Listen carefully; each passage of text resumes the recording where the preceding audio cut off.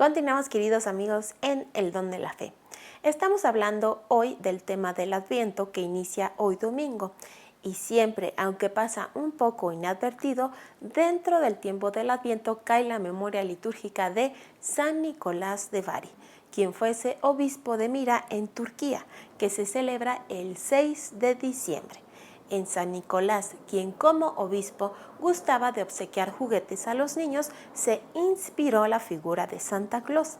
Así que con mucho gusto y cariño les presento al auténtico Santa Claus, San Nicolás de Bari. Aunque en México es poco conocido, San Nicolás es un santo al que se le han dedicado más de 2000 iglesias en el mundo. Es patrono de Grecia, de Rusia y de Turquía, y es objeto de gran devoción en toda Europa. Hizo demoler el templo de Artemisa en Mira, fue hecho prisionero por el emperador Licinio y fue puesto en libertad por el emperador Constantino. Combatió las herejías arrianas, participó en el concilio de Nicea, fue un gran orador, defendió a los débiles, obtuvo de Dios grandes milagros y es modelo de inspiración del personaje de Santa Claus. San Nicolás nació en el año 280 en Patara, en la región de Licia, hoy Turquía. Tras la muerte de sus padres, heredó una gran fortuna que repartió entre los pobres. Luego, según documenta la hagiografía escrita por San Metodio, quien fue arzobispo de Constantinopla, la repartió entre los pobres y se fue a vivir a Mira, en la región de Anatolia, donde fue consagrado obispo. Dios ha concedido muchos favores y milagros por intercesión de San Nicolás. En vida, este grande santo salvó la vida de 3 generales condenados a muerte injustamente. Rescató a 3 jovencitas de un prostíbulo en que las había puesto a trabajar su propio padre y les obsequió 3 monedas de oro como dote para que pudiesen casarse. Revivió a 3 niños que murieron en un sacrificio y a otros 3 que murieron al caer de un árbol. Luego de su muerte se apareció a 3 marineros que invocaron su protección para no naufragar durante una tormenta. Y durante la Segunda Guerra Mundial se apareció a un niño para salvarle la vida durante un bombardeo a la ciudad de Bari. San Nicolás murió el 6 de diciembre del año 345 en Mira. Sus restos reliquia reposan en la ciudad italiana de Bari desde que los marineros los rescataron de la incursión musulmana en Turquía. Es por esta razón que en Oriente le llaman San Nicolás de Mira y en Occidente San Nicolás de Bari. La figura de Santa Claus que apareció en 1863 es diseño del dibujante alemán Thomas Nast, quien lo vistió de color rojo con vivos blanco. De Estados Unidos pasó a Inglaterra y luego a Francia, donde se le conoce como Papá Noel, quien viste de color blanco con dorado. San Nicolás es patrono de los niños, de las novias que desean casarse y de los marineros. Qué bueno que Marisa nos ha presentado a San Nicolás de Bari, San Nicolás, obispo de Mira, en lo que hoy es Turquía, pues el próximo 6 de diciembre estaremos celebrando su memoria litúrgica. San Nicolás de Bari es el auténtico Santa Claus. Y también cuando vemos a San Nicolás, como que ya huele a Navidad, ¿no, Adolfo? Sí. Y yo sigo conversando con Adolfo Ruiz Guzmán, él es laico como un servidor, y es liturgista también. Ha sido maestro de celebraciones litúrgicas en diversas ocasiones. Bueno, sigamos hablando con el Adviento, sobre el Adviento. Nos has hablado ya del Adviento como un tiempo de preparación a Cristo que viene en el tierno niño de Navidad. 2, yo he querido hablar de Cristo que regresa para celebrar el juicio a las naciones. Pero está el Adviento constante y permanente, que nos pasa inadvertido. Háblanos de él. Fíjate que tocas un punto muy importante porque justo muchas veces eso es lo que consiste la santidad, que luego se nos olvida. A ver. porque nosotros nos imaginamos que la santidad pues es estar entre las nubes, es estar en contemplación, es estar en levitación y demás, pero no, se nos olvida que la forma en la cual nosotros empezamos a construirnos como santos, pues es en las actividades que realizamos constantemente, desde la forma en la cual me relaciono con los demás, conmigo mismo en primer lugar, o sea, de que yo tengo que empezar a construir en mí para poder ser luz hacia los demás. Por eso es hay muchas veces de las palabras del Evangelio que luego las tomamos muy al aire, ¿no? Donde nos dicen, sean luz del mundo. Y tú piensas, ¿y eso qué es? Exacto. Y es donde es lo que tú dices, o sea, ok, o sea, sí vivo el Adviento, sí lo entiendo, que es preparación, que es un periodo, que es un tiempo, que el Adviento se divide en dos partes, donde vemos que se atraviesan fiestas muy importantes, entre ellas Nuestra Señora de Guadalupe, vemos también otro tipo de fechas muy importantes, pero... San Nicolás ya lo vi. Bueno, San Nicolás, por supuesto, San con Juan Marisa. de la Cruz, 14 de diciembre. No, oye. Y bueno, y empezamos las posadas el 16. Y bueno, toda una serie de cosas. No le llaman Guadalupe Reyes. Sí, Guadalupe Reyes. Hay unos que es al revés, que hacen el Reyes Guadalupe, pero bueno. Pues este año así ha sido casi. Pues sí, prácticamente. Pero lo que te decía hace un momento, la liturgia es muy, muy sabia, o sea, todo lo que se ha estructurado como nuestro calendario litúrgico, que te permite entender y dar ciertos acentos. O sea, si recordábamos la Cuaresma del año pasado, bueno, de este año, pues hablábamos de esta visión de Cristo persona, que se hizo cercano a nosotros. Pero ahora, y viene muy de la mano en estas lecturas, hace mucho en la parte del acento profético. El primer domingo de Adviento siempre nos va a hablar de la conversión. Y ese es un punto muy importante de ver hacia nosotros, de nuestro Adviento constante y permanente. ¿A qué tengo que convertirme? Tengo que ser la mejor versión de mí mismo, para mí mismo, no para los demás, sino porque yo quiero empezar a construir ese ser humano del cual yo me pueda sentir orgulloso de ver al espejo, donde yo he entendido que esa semilla de Dios se ha plantado en mí y que empieza a sembrar.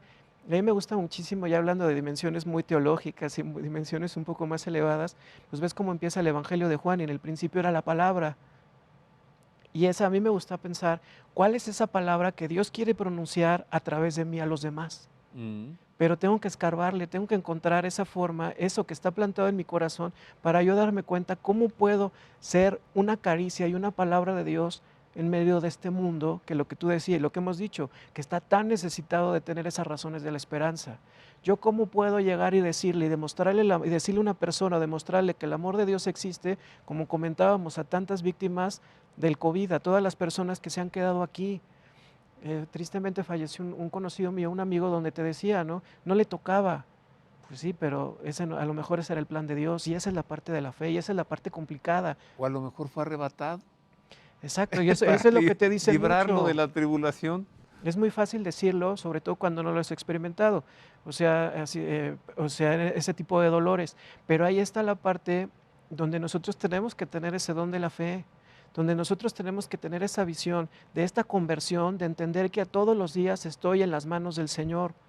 Y ese es un tema muy complicado. Para nosotros los cristianos nos encanta decirlo, vivimos en las manos de Dios, pero en el momento de cuando yo estoy preparando mi Adviento personal de todos los días, es recordar todos los días desde que amanece, desde que tengo el don de que amanecí, de decir hoy quiero estar en las manos del Señor, hoy quiero comportarme como si en la noche viniera el juicio final.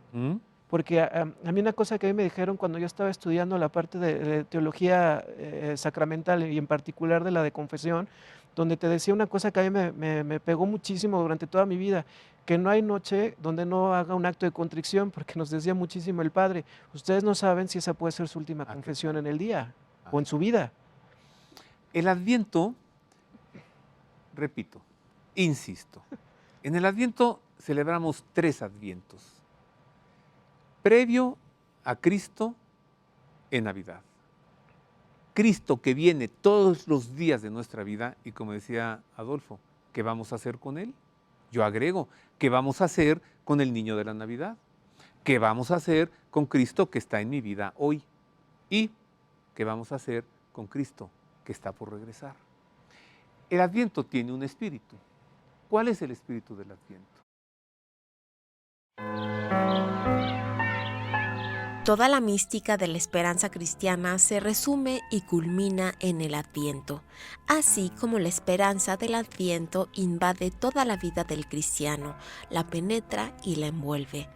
El Adviento es un tiempo litúrgico en el que se celebran 3 advenimientos de Cristo: el que ya sucedió en la noche de Navidad, el constante y permanente de todos los días, pues el Señor sigue viniendo a nuestra historia, y el pendiente, que ocurrirá en el futuro con el retorno de Cristo en su parucía.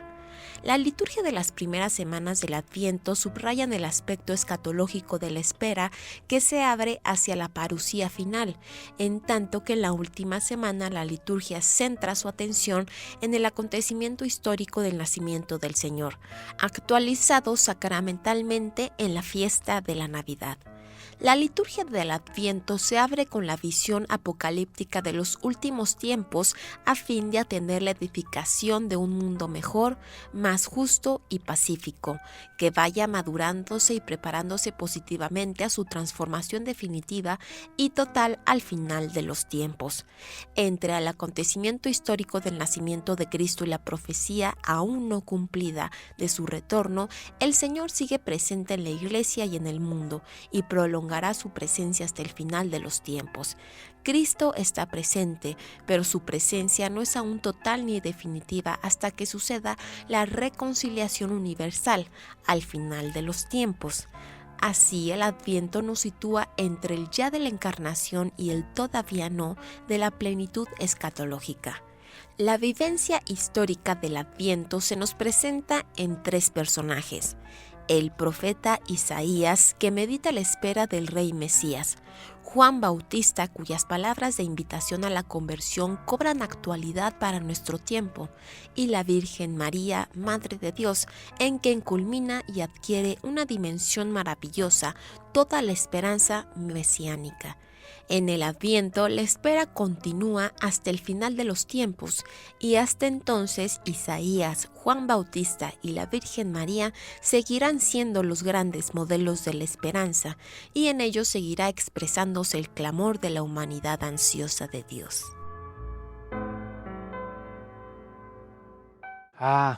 Uno es el espíritu de la Navidad, otro es el espíritu del Adviento. Adolfo, ¿qué voy a hacer con el niño de la Navidad? ¿Qué voy a hacer con el Mesías que viene a mí todos los días? Y vuelvo a mi postura escatológica de hoy, pandémica. ¿Qué voy a hacer con Cristo que regresa a juzgar a las naciones? O sea, tengo que ser mejor. ¿Cómo dijiste tú? La mejor versión de mí mismo. Y fíjate que podemos también distinguirlo con otra palabra. El espíritu del Adviento se debe caracterizar por el gozo. Todavía no es alegría. ¿Estás de acuerdo? O sea, el gozo me lleva o me impulsa a tener una permanente actitud o una disposición un poco más abierta de sentir esperanza y demás. La Navidad viviré la alegría. Así, porque además el retorno de Cristo hacia el fin de los tiempos no es catastrófico. No. Es lleno de esperanza. Viene a poner orden al desorden. Claro. Que al final, a este caos. Y que al final, recuérdalo, también ya que andas desde el punto de vista escatológico y desde el punto de vista demonológico, pues eso es lo que significa diablo. El diablo es división. Cuando no existe unión, cuando no existe armonía, cuando existe el desorden, ahí está el demonio. Sí. Cuando existe Dios, hay armonía, hay paz, hay alegría, que son las características del reino, por supuesto. Ahí está Dios. ¿Y eso qué te trae? Si a ti te trae contigo la paz interior de que tú estás lleno del Señor, esa la transmites a los demás por la sencillez con la que vives, que son las actitudes concretas. Sí, o sea, háblame del reino de Dios, pero ¿qué tengo que hacer? ¿Qué tengo que encontrar al final del día, no? O sea, de nada sirve que vaya a comulgar los domingos y yo no encuentre esa paz, yo no me sienta lleno del amor de Dios. Es una de las cosas que siempre tengo la discusión con mi mamá y es muy simpático cuando platicamos este tema.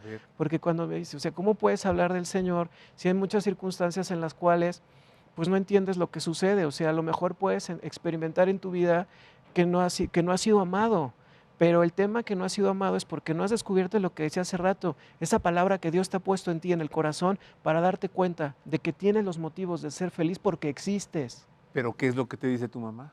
O sea, esa parte del entender. De no solamente hables de Él, sino vivirlo. A Él. Exacto. O sea, da razón de nuestra fe a partir de una realidad propia, después de haber sacado la mejor versión de ti mismo. ¿Cómo se llama tu mamá? Ana María. Ana María. Gracias por decirle esas cosas, Adolfo. Porque díganoslo a todos nosotros. De hecho, yo se lo digo, pero bueno. ¿Cómo te pones a hablar de Dios y tú vives otra realidad? Y ese es uno de los grandes peligros que corremos nosotros como cristianos. Y eso nos sucede, o sea, tú puedes ver las grandes homilías y grandes elocuencias de los sacerdotes y pues de repente estás viviendo que en la parte cercana, en la parte de la caridad, pues no lo es así, ¿no? A mí me llama muchísimo la atención cómo puedes estar tan al pendiente de lo que tú celebrando, y eso me doy cuenta uno como ceremoniero, y hace poco tuvimos envío de ministros extraordinarios, y yo les decía, tengan mucho cuidado con no caer en la tentación del activismo.